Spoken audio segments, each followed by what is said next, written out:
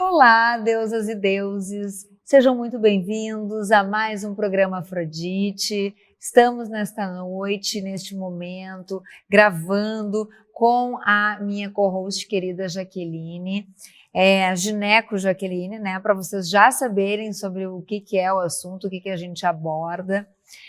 Quero avisá-los que o programa passa sempre às 21 horas, nas quartas-feiras, e em outros horários, em todas as plataformas da Cuboplay e também no Spotify. Programa Afrodite na Cuboplay. É daqui e é para todo mundo. Então hoje estamos com a nossa co-host gineco Jaqueline. Aliás, eu não sei como é que pronuncia o teu sobrenome, eu ia dizer... Berend, tá. Eu gosto de falar certo, né? Tem pavor disso. E sem mimimi, eu já vi que ela trouxe várias coisas, mas o assunto é anatomia feminina. Então, a palavra com ela, a maravilhosa. Tá bem. Kelly, muito obrigada por a gente estar aqui de novo, né, nesse programa Afrodite. E a minha ideia hoje é falar um pouquinho sobre a anatomia feminina. Por que anatomia feminina? Porque a mulher, apesar de hoje em dia a gente ter várias formas de informação, né, muitas vezes ela não para se olhar e não para se examinar em algumas situações, né? Não é incomum, algumas às vezes até mandarem fotos para mim, mas outras que são incapazes de se olharem de qualquer maneira. Né? Foto? Fiquei chocada. Fotos, cada vez mais, né? Sim, porque facilita. Mandam. Porque facilita em algumas situações. Bom, eventualmente não precisa, as fotografias às vezes são desnecessárias. Os tá? nudes. Os nudes. Não é bem nudes, mas deixamos isso para agora.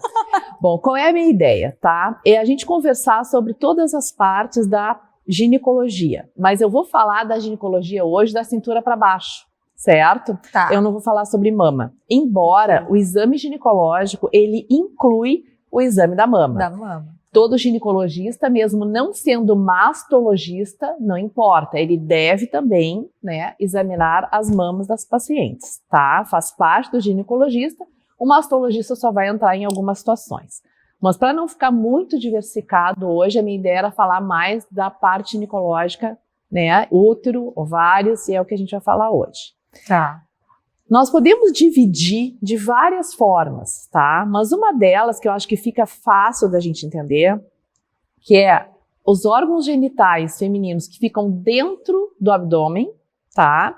E os órgãos genitais femininos que ficam fora do abdômen, tá? O que fica dentro do abdômen, né? Então, nessa imagem, vamos ver se vocês conseguem enxergar, tá? Dentro do abdômen, nós ficamos com o útero, tá? As trompas e os ovários.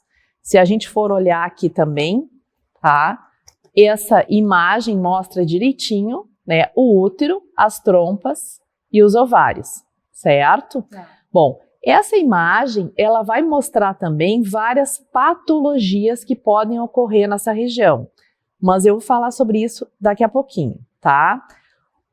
Quando a gente vai falando sobre essas áreas todas, o que a gente tem que entender, tá?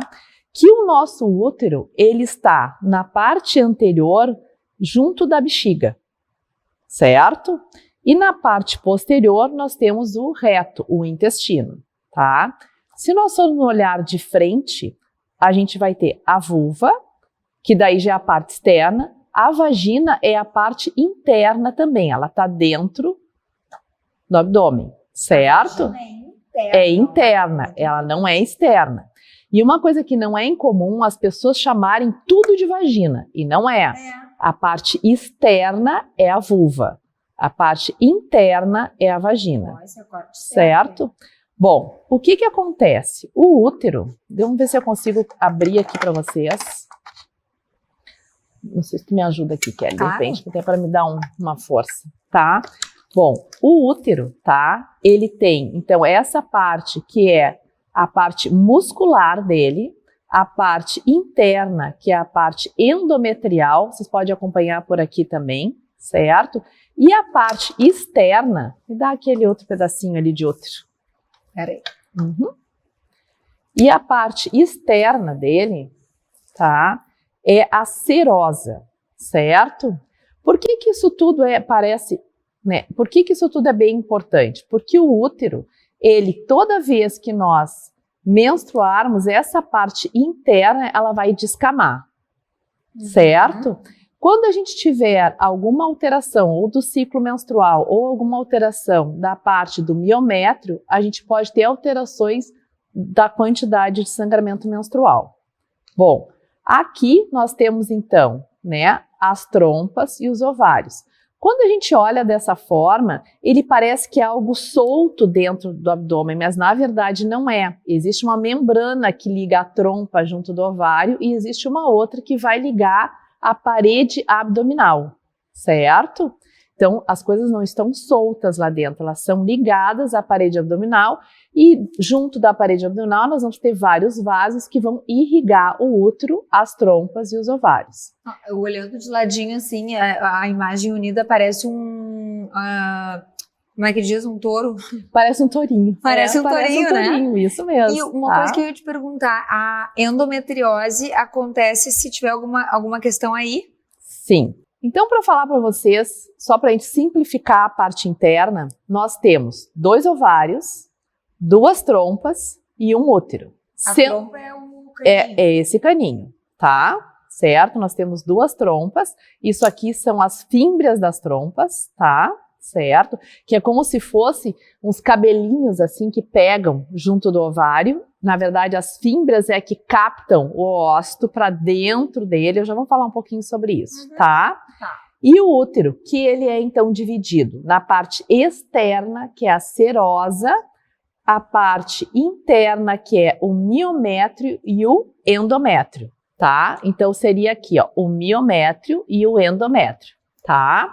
Além disso, o útero, ele é dividido, tá? Isso anatomicamente, tá? Pelo corpo uterino, que é a parte aqui dentro, e pelo colo do útero, que é o que a gente enxerga quando a gente examina o paciente e coloca o especo, certo? Que é o bico de pato, o famoso bico de pato. É isso, agora nós vamos falar sobre isso, porque o bico de pato, por favor, né? Hoje em dia a gente tem coisas que são muito tranquilas comparado com antigamente.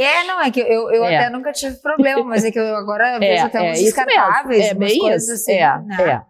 E o colo do útero, então a gente tem que entender também que o próprio útero, ele tem a parte, né, interna, o istmo do útero, tá? E a parte inferior, que é a parte onde a gente avalia, né, e faz o preventivo do câncer de colo uterino, certo? Uma coisa muito importante que às vezes as pessoas dizem, falando também um pouquinho não só de anatomia, mas sobre exame, né?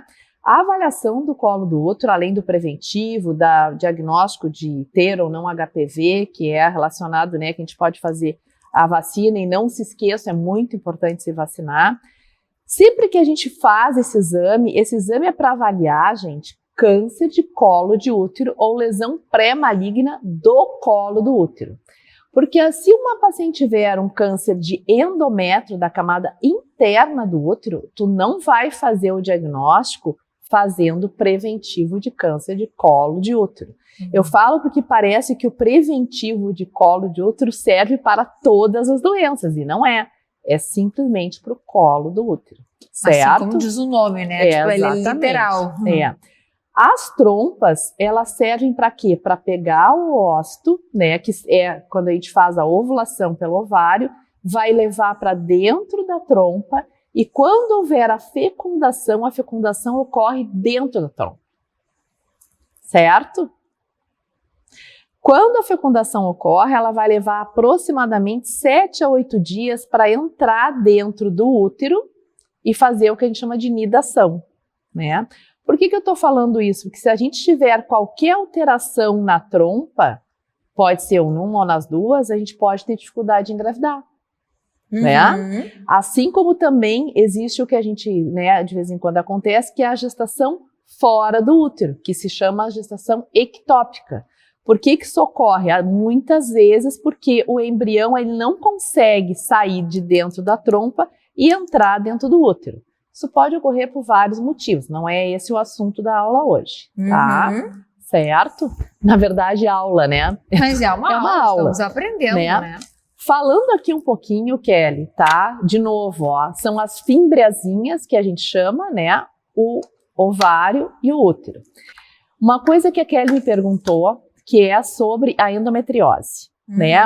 Onde é que está a endometriose? Ela pode aparecer na trompa, no ovário, na serosa do útero, ela pode aparecer junto praticamente, né, do colo do útero, tá? É porque ela pega na parede posterior, ela vem por aqui, ó, e daí ela pode aparecer, inclusive quando tu faz exame ginecológico, tu pode ver a lesão no fundo vaginal, tá? Ela pode, então, também vir junto aqui da região do reto, junto da bexiga. Então, assim, a gente vai ter várias regiões. Além da endometriose, tá? Nós vamos ter outras patologias, que pode ser miomas, tá? Os miomas, eles podem se encontrar na parte externa, que são os miomas subserosos, que a gente chama. Existem os miomas intramurais e os miomas que nós chamamos dos miomas submucosos. Esses miomas submucosos é os que às vezes provocam sangramento aumentado. Esse que eu ia te perguntar. Eu tenho uma amiga muito próxima que me disse que ela precisa, que ela tem miomas e ela chega a ficar anêmica. Sim. Porque, na verdade, é um sangramento fora do normal em termos de quantidade, de volume de sangue, né? E que, na verdade, não é um sangue também o normal, aquele da menstruação. Ele é um pouco diferente, é verdade isso? Eu não sei o que ela quer dizer com diferente. Que tem... Muito coágulo? Coágulo, pedacinho, né? Que sai tipo uns pedacinhos. Sai coágulos.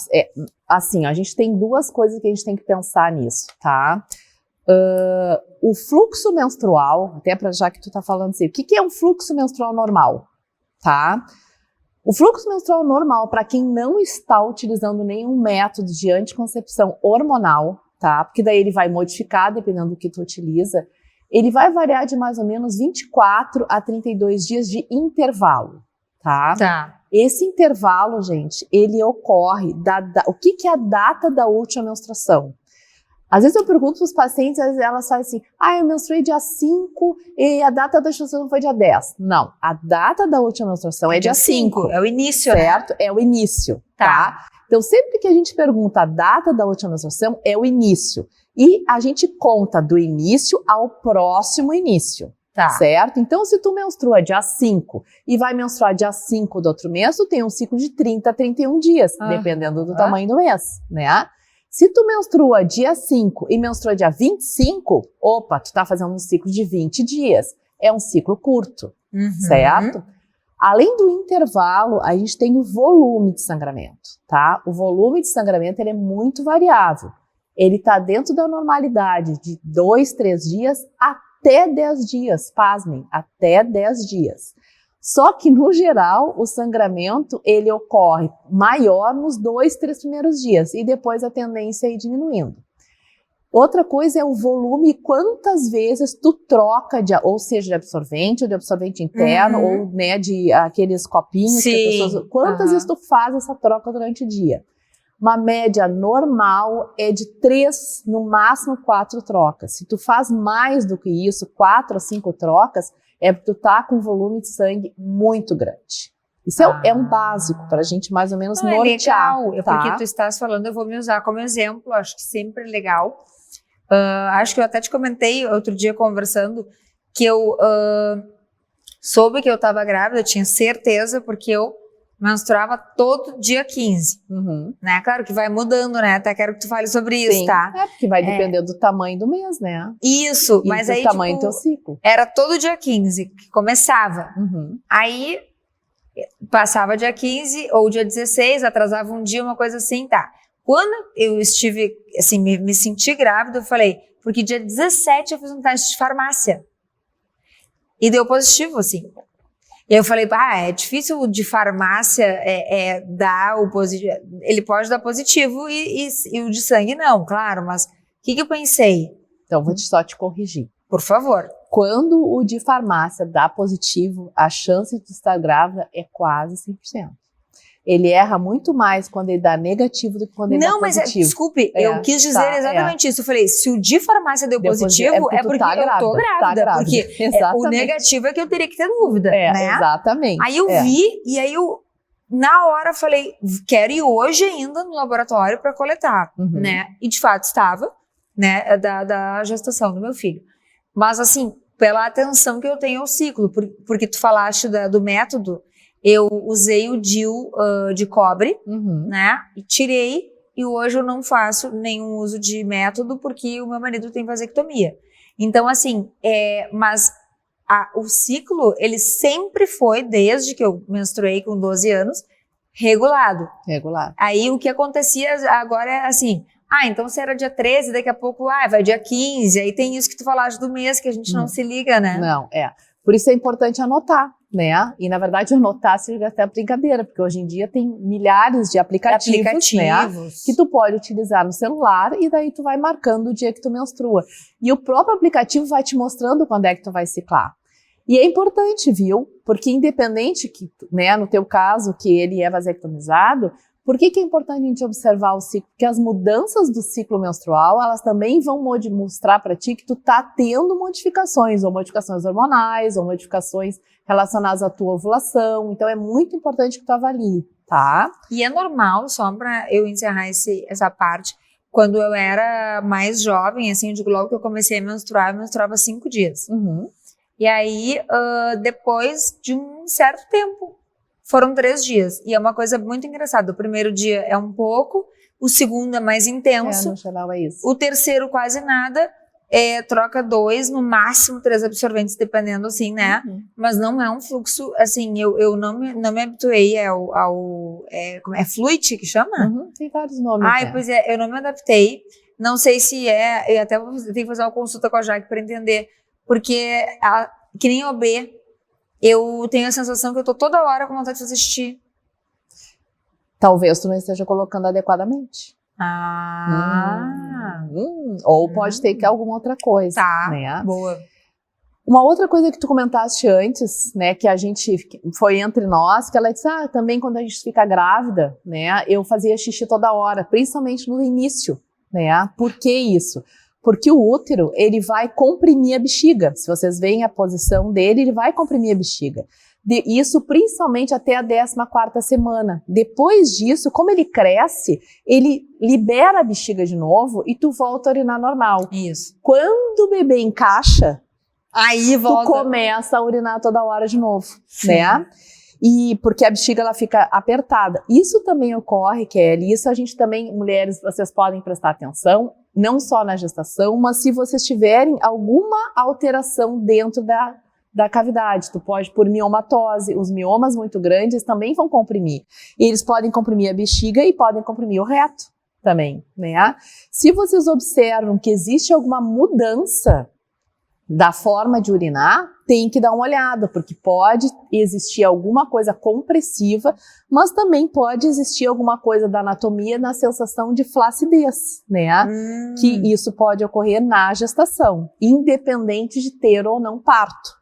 Ele pode ser parto via vaginal ou parto via cesárea, mas mesmo assim a mulher tem alterações. Olha, né? é importante, que normalmente acham que só no parto normal, que é só né? no parto normal e não é.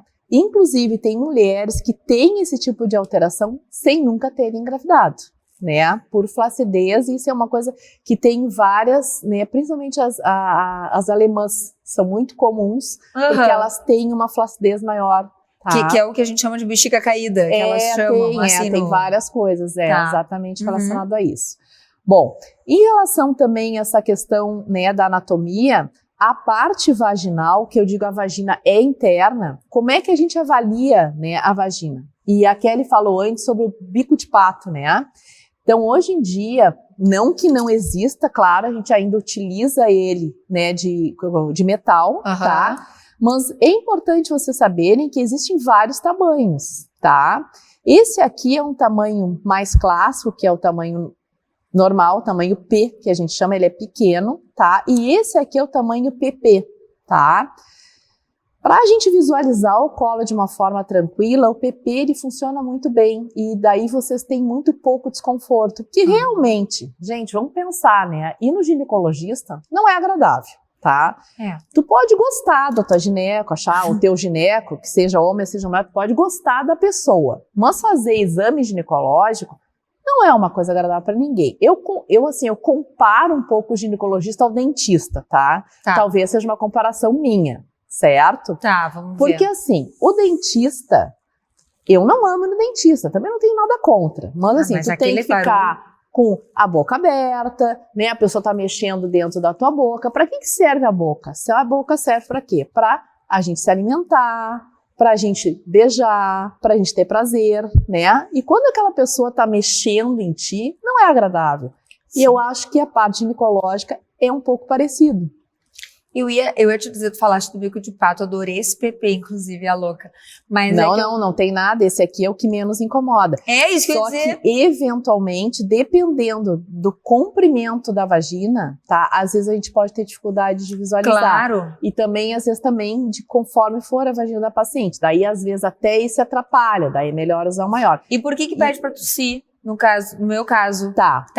Não tô conseguindo, em tosse. Então, vamos lá. Isso é pela posição do teu colo do útero. O teu colo do útero, ele deve ser muito posterior, tá? Existem duas coisas que ajudam quando tu tosse pra gente enxergar, tá? O colo muito posterior, às vezes anterior, mas principalmente quando ele é posterior. Tem uma outra coisa, a manobra que tu pode fazer, é levantar a perna da paciente. Tá? A paciente, ela fica, né, em posição ginecológica para ser examinada. Se tu não consegue visualizar o colo, tu pede para ela levantar as duas pernas e daí tu vai conseguir, porque daí tu vai entrar com esse espéculo, Kelly, nessa posição. Vamos ver se assim, ó. Porque quando a paciente está deitada, tá? Então tu vai entrar com o espéculo, no geral, na posição mais reta, tá? O que acontece? Ele entra assim, tá, gente? Quando tu começa a abrir, tá, o espéculo, vamos tentar abrir aqui para vocês verem, tá? A gente vai ter o colo do útero lá dentro, ele vai ter várias posições, tá? Então, quando a gente coloca aqui, o que acontece? Isso aqui vai enxergar ou o colo lá em cima, caiu o meu úterozinho, né? Vamos colocar ele aqui, tá? Ou ele vai ser aqui em cima e a gente vai conseguir visualizar bem, mas se ele tiver aqui, ó, posterior, eu não vou encontrar ele, porque eu tô olhando aqui. Claro. Tá? Então, o que eu preciso? Eu preciso modificar a posição do espéculo. Tá? Quando o paciente é uma paciente conhecida, às vezes eu pelo menos anoto como é que é, para não dificultar a próxima avaliação, né? Ou se tu não tá achando, gente, às vezes é difícil, às vezes a gente não encontra o colo, é como se ele não tiver. Melhor, tira o espéculo, porque se tu começar a mexer, machuca. Tá? E dói, o paciente começa a se contrair, e aí é pior ainda, né? Então, o que eu faço? Assim, pelo menos eu faço isso, eu tiro o espéculo e eu faço o exame de toque. E daí eu vejo onde é que tá o colo. Achei o colo, daí tu coloca com mais facilidade. Às vezes existem colos extremamente anteriorizados. Esses também são bem difíceis, às vezes, de tu fazer, né, de tu conseguir coletar o exame, tá? Mas o exame ginecológico, ele com tranquilidade, ele é um exame praticamente indolor. Tá. Eu não posso reclamar. Eu falei do bico de pato por causa que eu peguei de tá metal, certo, né? E ele praticamente indolor. Quando a gente faz a coleta, tá, do CP de colaterina, a gente vai fazer uma coleta endocervical e ectocervical. Às vezes a coleta endocervical ela é um pouco desconfortável, tá? Que ela pode desencadear um pouquinho de cólica. Tu dá um pouquinho de cólica. Eu sinto bem um pouquinho, mas eu sinto. Mas tem gente que tem muita sensibilidade, tá? Vai depender. Além disso, a gente faz um outro exame, vai depender do caso, ou tu solicita, ou tu faz um consultório que se chama colposcopia, que é um exame em que a gente examina o colo do útero, né? Com um aparelho que aumenta as células, e ali a gente também consegue visualizar se tem alguma outra alteração, tá? Bom, a vagina ela deve ser visualizada também não só pelo preventivo, mas o próprio espéculo, a gente tem que olhar as paredes vaginais, ver se está tudo certinho. E depois a gente vai fazer a avaliação da vulva, né? Mas não só falando em exame ginecológico, falar sobre, voltando à anatomia, né? A vulva, eu trouxe para vocês aqui, tá? Um modelinho, tá? Que eu acho que é bem fácil da gente conseguir entender. A gente vai ter, né? O capuz aqui em cima, nós vamos ter as duas, né, os grandes lábios, os pequenos lábios, eu não sei se vocês estão enxergando, tá? Aqui nós vamos ter o capuz do clitóris, aqui o clitóris, e aqui dentro a gente tem a uretra, certo? Tá? Por que isso aqui é importante? Porque muitas vezes os pacientes acham que é tudo uma coisa só, ou que a vulva é a vagina, como eu já tinha falado antes, né? E não é. A vulva, ela é a parte externa e ela é, né, ela é composta por todos esses itens. Então a gente tem que entender que quando a gente é virgem, por exemplo, a gente dentro da introito da vagina, a gente vai ter o ímen, né? Esse ímen ele tem várias características que vai ser rompido na hora da relação, ou se a paciente, né, utiliza alguma outra coisa. Bom, esse ímen, ele depois de roto, facilita então a introdução e a gente tem toda essa área. O que as pacientes perguntam? Ai, doutora, eu posso tirar todos os pelos da vulva? Pode, né? Não tem nenhuma contraindicação. Mas os pelos pubianos, eles, na verdade, eles protegem a vulva, certo? A outra questão é que hoje em dia, como as pessoas estão se olhando um pouquinho mais, né? E as pessoas, a gente já tem muito daí aquilo que eu falei naquela hora sobre o que tu enxerga em ti, né? Elas começaram a se olhar e muitas agora comparam as suas vaginas e vulvas, tá? Como é que elas funcionam. E as vulvas, elas são diferentes. Assim como os pênis são diferentes. Sim. Né? Cada um tem um jeito e uma forma. E existe, assim, uma questão muito de, eu quero modificar a minha vulva, eu quero que ela seja assim ou assado. Bom, eu até tenho formação para fazer esse tipo de procedimento. Eu ia te dizer, porque tem mulheres que se incomodam com a questão do tamanho dos lábios, se incomodam bastante, né? Mas isso é importante, né, a gente colocar que o tamanho dos grandes lábios ou dos pequenos lábios e o jeito como eles são naturais. Se ela se incomoda, daí sim eu acho que é importante a gente pensar em fazer algum procedimento, né? Claro, o procedimento estético, né? Uhum. Quem vai ditar ele não sou eu, porque isso é uma questão do paciente. Se o paciente chega para ti, vamos dizer qualquer outra coisa, e diz, eu acho que o meu olho é torto, mas a paciente tem um nariz desse tamanho e ela não está incomodada com o nariz, tu não vai dizer, mas tu tem que operar o teu nariz. Tu vai ficar quieta, sim, né? Mas a questão da vulva é algo que a gente, quando o paciente chega querendo fazer o procedimento, eu, como médica, não posso julgar, mas eu também tenho obrigação de orientar, né? Porque às vezes as pessoas querem algo que tu não vai conseguir dar para ela. Então isso é importante, isso vale para qualquer cirurgia plástica, né? Então a gente tem que orientar o quanto aquilo realmente é importante, o quanto aquilo de fato vai ficar como ela imagina que vai ficar e o que ela quer com isso. E né? porque uma coisa, eu acho que é a questão estética e outra a questão de incômodo ou dor.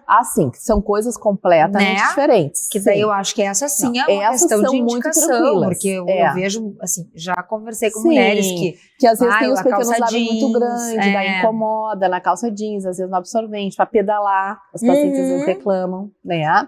E a tendência com a idade, Kelly, é que essa região ela fique mais flácida, né? Então essas questões também as pacientes começam a reclamar e a falar. E uma coisa que eu digo assim, se olhem, né? Se examinem. Esses dias eu atendi uma paciente no consultório que me disse assim, doutora, eu tive um herpes genital, tá? Eu disse, mas de que lado do lábio foi? Não sei, porque eu nem me olhei. Foi horrível.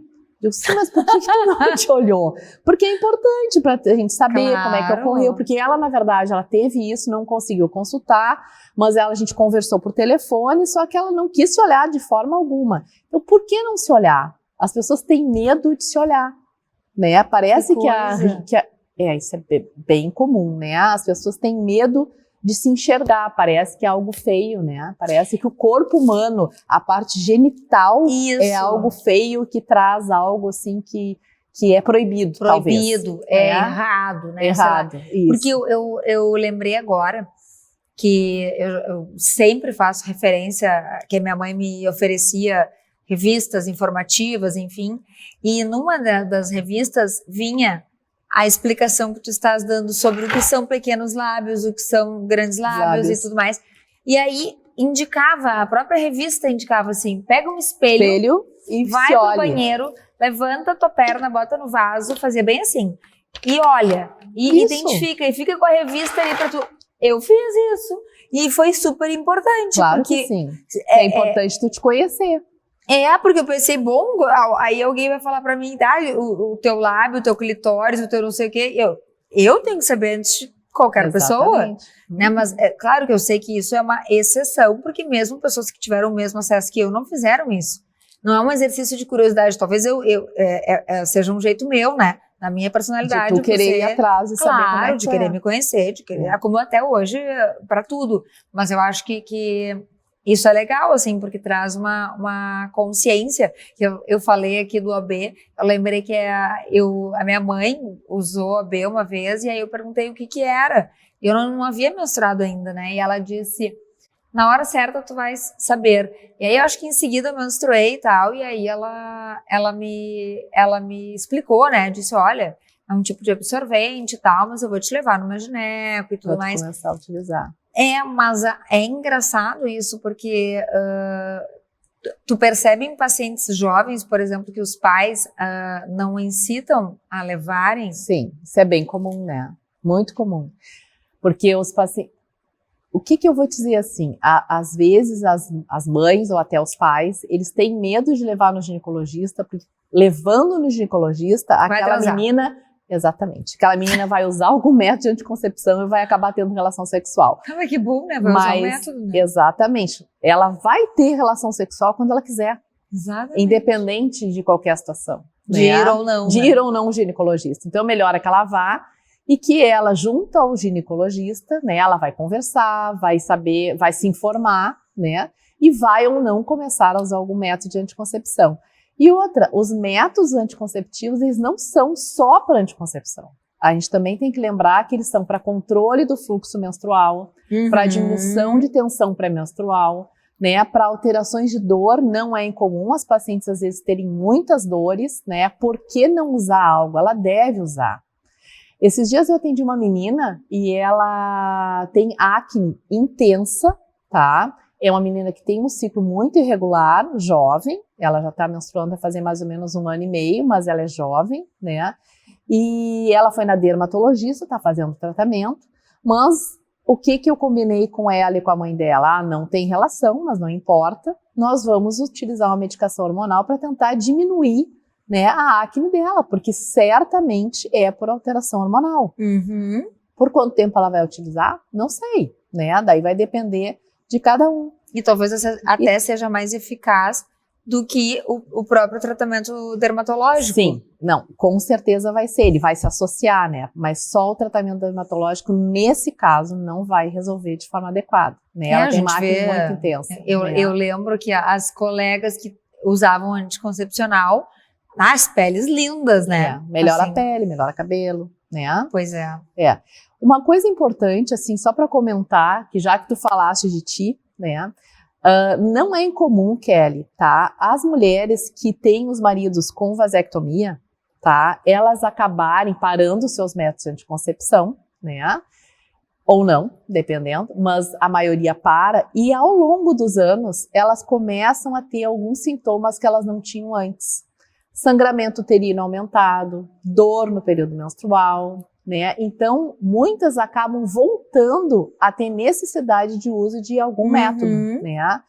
Porque hoje em dia os métodos de anticoncepção, eles foram de alguma forma, não é o assunto hoje, mas eles foram meio demonizados, e isso não é real, né?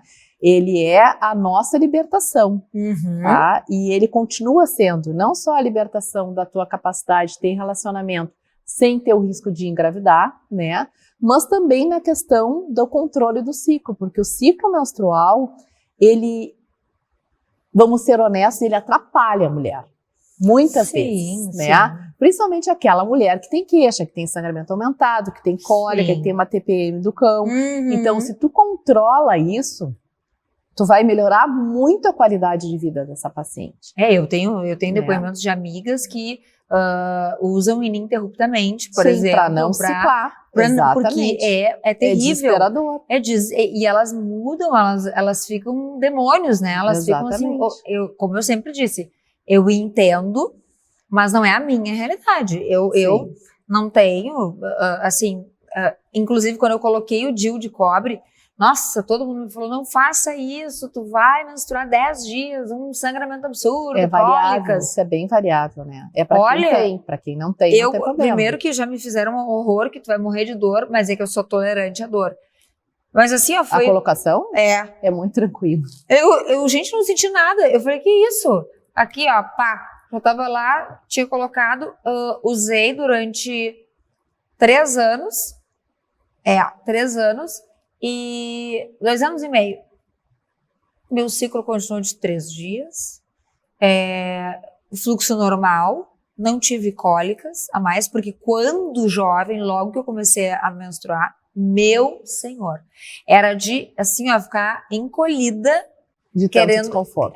e querendo que alguém batesse na barriga para parar aquela dor. Era um horror, não tinha medicação que ajudasse. Mas isso foi diminuindo com o tempo. Algumas não diminuem, outras até pioram, Não, e deve ser horrível, não, eu imagino, porque é um desconforto muito, Hum. muito chato, né? E a gente fica inchada.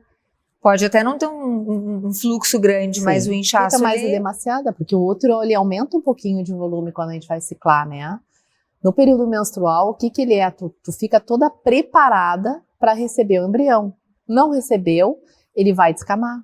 Só que nessa fase, ele tá mais inchado. Se tu examinar uma paciente logo após a menstruação ou pré-menstrual, ela sempre pré-menstrual, ela vai ter um útero aumentado. Depois ele diminui de tamanho.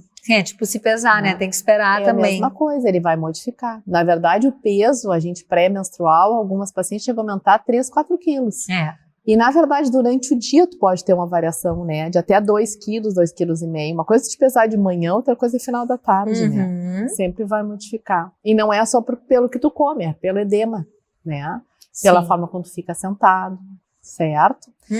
Bom, gente, eu acho que mais ou menos eu esclareci algumas coisas e eu trouxe mais uma imagem aqui para vocês, tá? Que é para entender um pouquinho, tá? Que é o clitóris, né? Tá? Eu não famoso. É o famoso clitóris. Então, assim, o clitóris, na verdade, é esta partezinha aqui, tá? Se a gente aumentar ele de tamanho, essa é a parte externa que a gente consegue tocar, né? E isso aqui é a parte interna, tá?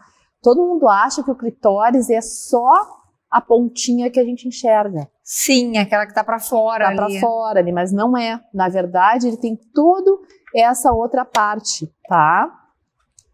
Então, assim, ó, o que acontece? Existem trabalhos hoje em dia que mostram que, inclusive, o clitóris, ao longo da vida, ele não diminui. Ele até pode aumentar um pouco de tamanho, né? Por isso se diz que a mulher, ela pode ter orgasmo até o final da vida, né? Isso é uma coisa que quando a gente entra na menopausa, existem algumas modificações, mas se bem estimulado e se tiver uma vulva bem lubrificada, tu vai continuar tendo a tua relação sexual normal, é só uma questão de adaptação. Então, gente, olha só que coisa importante isso, né? Não só porque eu falei para vocês que eu fiz esse momento de autoconhecimento físico lá atrás, que não seja tempo para a gente fazer hoje. Até porque às vezes a gente está com algum incômodo, com alguma coisa, e tu quer passar uma informação pro teu médico, e aí tu quer, enfim, olha, tô dando um exemplo aqui, passar uma mensagem para Jaque e dizer, Jaque, eu tô com desconforto. Onde? É no meu grande lábio direito. Porque eu sei. Então, acho que, assim, isso, além de favorecer o médico, ajuda muito, principalmente para ele poder te ajudar também, né? Mas tem uma questão de começar a entender os processos que podem acontecer.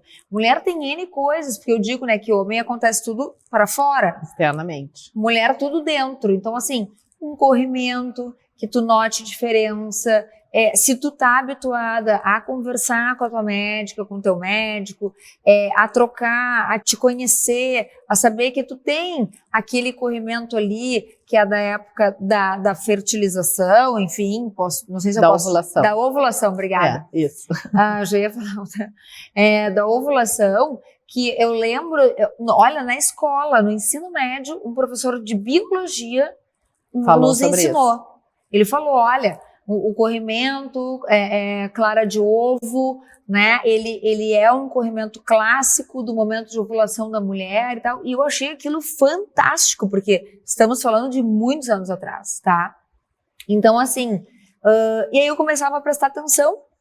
Então, assim, esse corrimento eu sei que é normal, tá tudo, claro, eu menstruei tal dia, então eu me conheço. Mas um corrimento que muda, um desconforto, o que acontece muito, mulheres que ficam, que transpiram, não trocam a calcinha. Sim, daí acaba podendo ficar, né, com Aí alguma coisa. tem alguma coisa, Pode vem ser uma alguma coisa candidíase. externa ou até pode ser alguma coisa interna. Isso. Eu já vi pessoas, olha, mulheres, amigas, dizendo assim, tô com um desconforto horrível, e aí eu pedir para ver.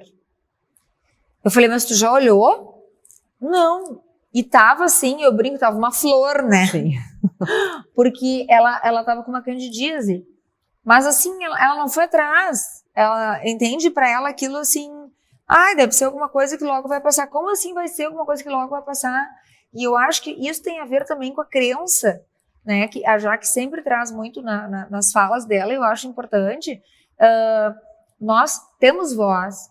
E isso também é, assim, nós temos direito a sentir dor, Sim. nós temos direito a nos conhecer, e essa saúde ser preservada, ser cuidada, então assim, e direito ao prazer, acho que essa é a grande mensagem de tudo isso, porque se autoconhecer fisicamente é sim um caminho para o prazer. E facilidade, né? Facilidade, exatamente. Mesmo. Então, conheçam-se.